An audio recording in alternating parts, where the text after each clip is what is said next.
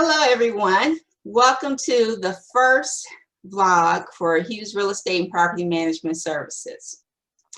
Today, I have with me a special guest who is an industry expert in finances. His name is Mike LaFave from Primerica. And I am Natasha, owner of Hughes Real Estate and Property Management Services. And I am a licensed realtor, as well as being a life insurance agent. So to get us started today, we hope to share some very helpful information. And I wanted to talk about the 7 streams of income. This is something that I didn't know anything about, never heard anything about until becoming an adult. And unfortunately, I don't think a lot of families talk about financial responsibility, financial freedom. I don't think it's something that's taught as much as it needs to be taught to youth. So most of us may only know about one stream of income, and that's earned income, because we know about getting a job. So the 7 streams, we have earned income, business income, interest income, dividend income, rental income or real estate, capital gains, royalties, and licensing. Now, depending on some of the experts you might talk to, these may vary and may have some different names, but generally these are 7 streams. What are your thoughts on that subject, Mike? Like I said, for me, I didn't know anything about any of this until becoming an adult, and we're talking about a mature adult, not 20s. No doubt. I too, I went to college for 4 years, and I left there with an understanding of you got a job and that's where you got your income from. There was nothing in any of my formal education that talked about more than one stream of income, let alone 7. And that we should have more than one. None of that was in any formal education that I had, not at all. But lucky for our viewers, we have this discussion today to enlighten us and help us to figure out or determine what additional streams we might be able to develop for ourselves. Can you kind of talk about the rule of 72 and how that falls in place, how it relates to the 7 streams? Well, the rule of 72 is a wonderful concept that should be taught in all schools. I think from a math point of view, you could probably teach it to maybe a 5th grader. It is not some high math sort of concept. The rule of 72 says that if you know the rate of return that you're getting on your money, then you can figure out about how long it's going to take your money to double by doing some very simple math. Here's how it goes. Say, for example, somebody had money in the bank and they were getting a 1% rate of return on the money. Well, you take the whole number 1, divide it into the number 72, and the outcome you get is the number of years it would take your money to double. So at a 1% rate of return, it would take 72 years approximately. It's not a perfect science, but it gets people a very quick, simple way to get them in the neighborhood of how long it would take the money to double. 72 years, right? Which sounds like a terribly long time, and it is a terribly long time. Now, in an investment instrument, for example, maybe the general stock market overall with its average rate of return of about 9% over its lifetime, you would work the rule of 72 the same way, except now the rate of return is 9. So if you took the whole number 9, divided that into 72, well, of course, your outcome's now 8, which means that money will double every 8 years. So inside of that 72-year time period that the money in the bank doubled once, at a 9% rate of return, the money would double 8 times, which is a profound and dramatic difference. I could potentially write that out if that's something that you thought people wanted to see. Well, I think it's a simple enough concept that we probably don't have to do that. Good enough. Based on that, it shows how putting just money alone in a savings account is not going to give you that that faster rate of return.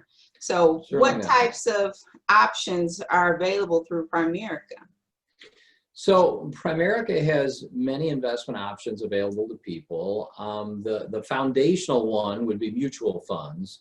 Mutual funds is a place that makes it possible for a person without a lot of money to get professional money management to manage their money for them.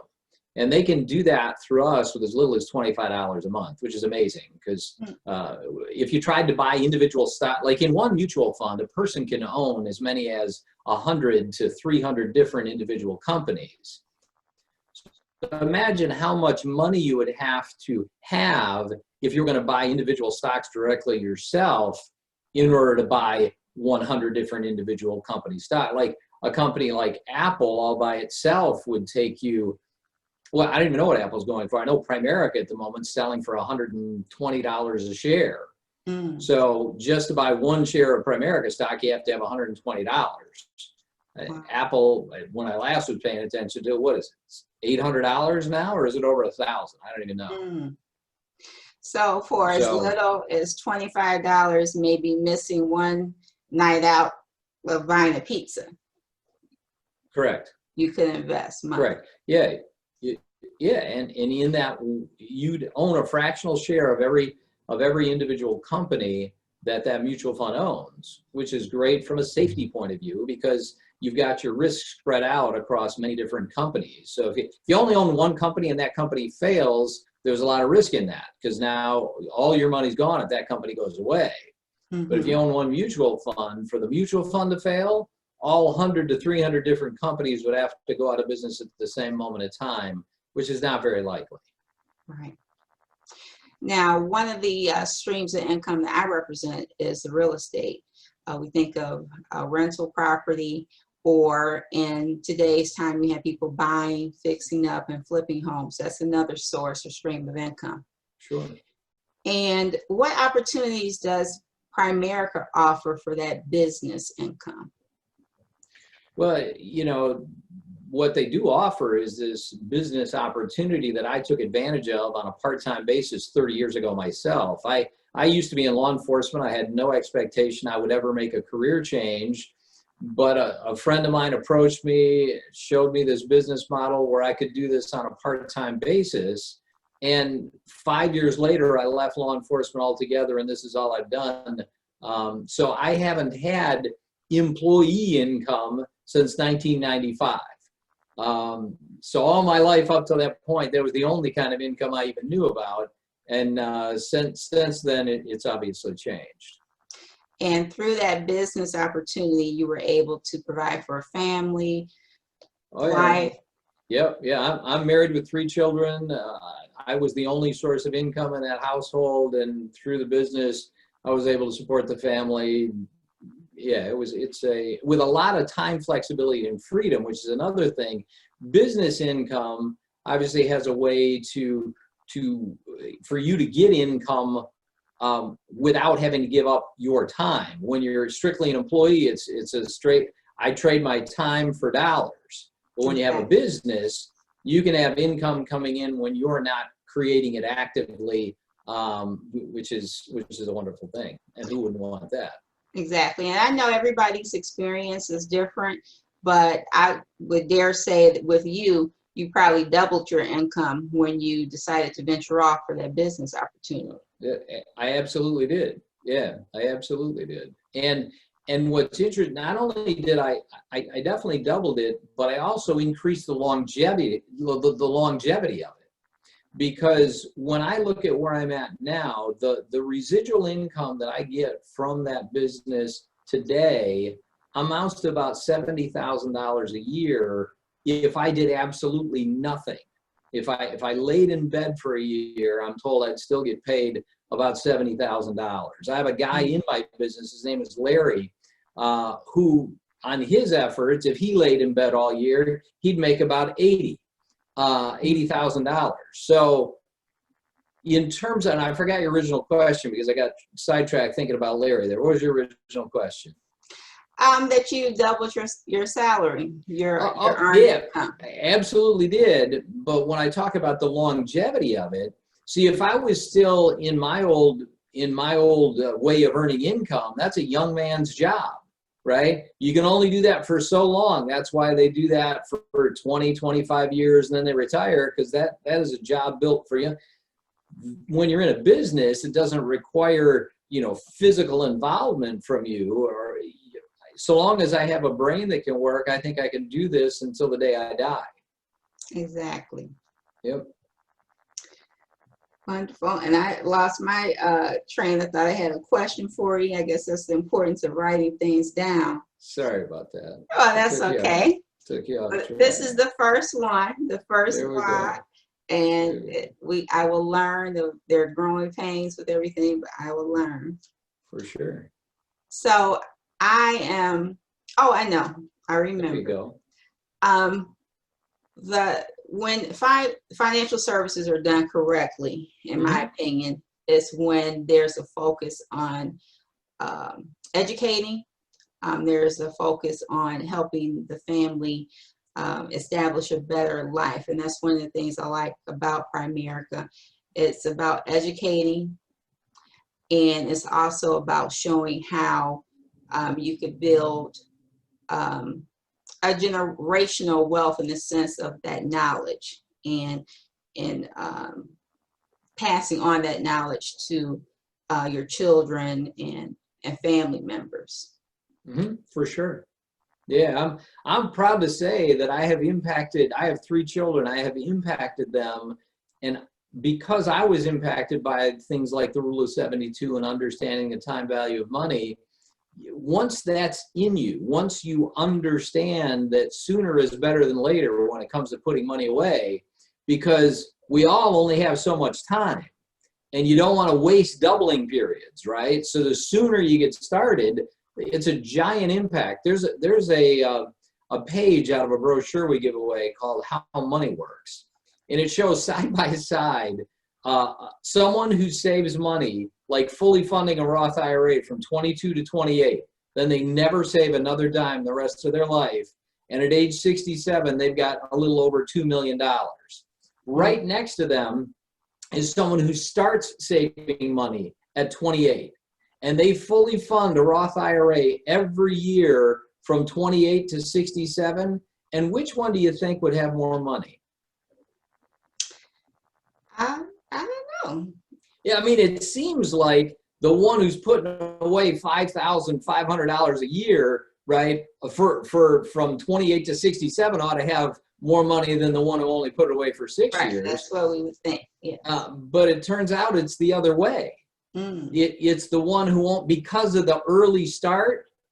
By the time the 28-year-old starts, the 22-year-old who's now 28, they're making as much in dividends, capital gains, and interest as the other one is contributing, which is why the other one can never catch up. Now they're close. I mean, the one who starts at 28 has like 1.8 million, and the 22-year-old's got a little over 2 million. So is that because of the Rule of 72, or? Absolutely, it's because of the early start, and it's really an entire extra doubling period that the younger one gets. So once that's in you, like, what young person would you not want to tell that about? Yes. Right? That they need to know that, because you could make someone financially independent if you got them to save a little bit of money early enough, before life got in the way and they got distracted and whatever else happens. If they start early, that money that's put away can't be taken away from them. And the alternative is the other way. If you don't do it early, your only alternative is to put away more money and more money. And at some point, if you wait too long, your income might not let you catch up, right? So, well, another example we teach people all the time. You teach a 25-year-old to save $200 a month from 25 to 65, they'll be almost a millionaire at a 9% rate of return. They'll have $940,000. But if they wait till they're 40 to put away the same $200 a month, they end up with $225,000. That's a $700,000 difference, right?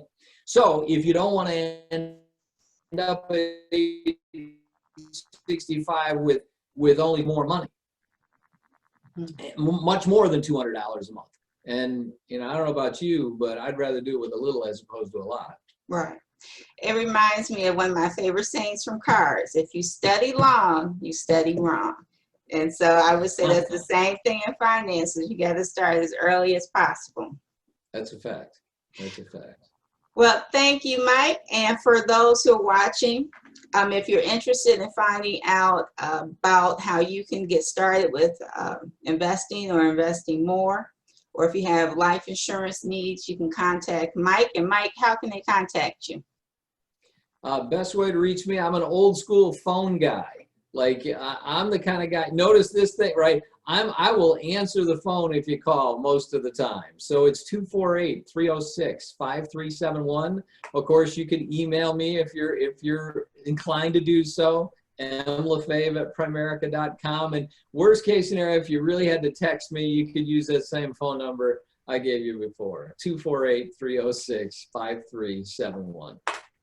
Thank you, Mike. And if you're interested in how you can get some real estate income going, then you can contact me at 248-266-5948. Well, thank you, Mike. It's been a pleasure. I appreciate your knowledge as always. And I'm looking forward to doing many more of these. And who knows, we may have you back for another conversation. I'd be happy to, and thanks for having me.